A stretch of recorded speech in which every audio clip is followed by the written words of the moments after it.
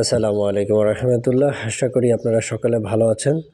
তো বরাবরের মতো আমি HM Hridoy Ahmed, member of Bangladesh army, আপনাদের সাথেই আছি। তো আমার অনেক পরিচিত ব্যক্তিবর্গ আপনারা জানতে চেয়েছিলেন যে আসলে মামলা সংক্রান্ত বিষয়ে কোন মামলাটা থানাতে করলে ভালো হয় বা কোন মামলাটা কোর্টে করলে ভালো হয়। তো আসলে মূলত এই সকল কাজ আমাদের না, তাও আমি আমার সংকীর্ণ জ্ঞান থেকে আমি যতটুকু জানি বা বেসিক আমাদের যেটা জানার সেটাই আপনাদের সাথে শেয়ার করি, হয়তো আপনাদের কারো কাজে লাগতে পারে। আচ্ছা, তো বাংলাদেশে সব মামলা এক জায়গায় করা হয় না। কিছু মামলা থানাতে করতে হয়, আবার কিছু মামলা আদালতে বা কোর্টে করতে হয়। তো আপনাদেরকে সহজভাবেই আমি বুঝিয়ে দিই, আমি অত গভীরে যেতে চাচ্ছি না, যেহেতু আপনারা বেসিকভাবে জানতে চেয়েছেন। তো থানায় বা পুলিশে যে মামলাটা আসলে করা হয় এগুলো সাধারণত ফৌজদারি মামলা, যেটাকে আমরা ক্রিমিনাল কেস বলে থাকি, যেখানে অপরাধ বা আইন ভাঙার ঘটনা থাকে। ধরেন আপনার মারামারি বা হামলা করা হয়েছে, এই সকল মামলা, চুরি অথবা ডাকাতি, হত্যা বা হত্যার চেষ্টা করা হয়েছে সেই মামলা, ধর্ষণ, প্রতারণা, অপহরণ বা কাউকে হুমকি দেওয়া হয়েছে, এই সকল মামলা। এই সকল ক্ষেত্রে আপনি নিকটস্থ থানায় গিয়ে এজাহার বা যেটাকে আমরা এফআইআর বলে থাকি, তো এফআইআর করবেন, যা পরিচালনা করে বাংলাদেশ পুলিশ।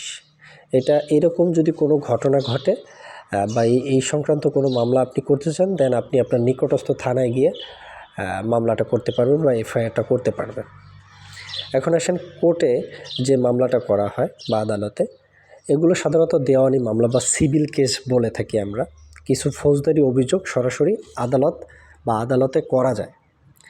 তা আমি যদি আপনাদেরকে বলি, সেগুলো হতে পারে জমি বা সম্পত্তি বিরোধ, বা আপনার ভাইয়ের সাথে বা আপনি যার কাছ থেকে জমি ক্রয় করেছেন তার সাথে তা জমি বা সম্পত্তি বিরোধ, টাকা পাওনা বা দেনা বলে থাকি, যেটা টাকা পাওনার ব্যাপারে যদি কোনো ঝামেলা হয়ে থাকে, পারিবারিক মামলা হতে পারে, সেটা ডিভোর্স বা আপনি বিয়ে হয়েছে ভরণ পোষণ দিচ্ছে না, এই ধরনের মামলা, মানহানি বা একটা চুক্তি হয়েছিল যে কোনো ব্যাপার নিয়ে, এই চুক্তি ভঙ্গ, হ্যাঁ, তো এই সকল ক্ষেত্রে সরাসরি অভিযোগ মামলা বা এই সব মামলা করা হয় ম্যাজিস্ট্রেট বা দেওয়ানি আদালতে, যা বিচার ব্যবস্থার অংশ বাংলাদেশ সুপ্রিম কোর্ট এর আওতাধীন।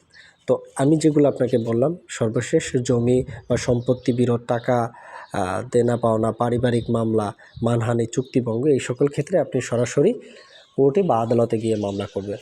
তো আশা করি আপনাদেরকে আসলে আমি বোঝাতে সক্ষম হয়েছি যে বেসিক্যালি যে কোন মামলাটা আপনারা থানাতে করবেন, কোন মামলাটা আপনারা কোর্টে বা আদালতে করবেন। তো এরপর যদি কারো কোনো প্রশ্ন থাকে আমাদের কমেন্ট বক্সে জানাবেন, ইনশাআল্লাহ আমরা চেষ্টা করব আপনাদেরকে সেই সংক্রান্ত ব্যাপারে একটি সম্পূর্ণ ধারণা দেওয়ার জন্য।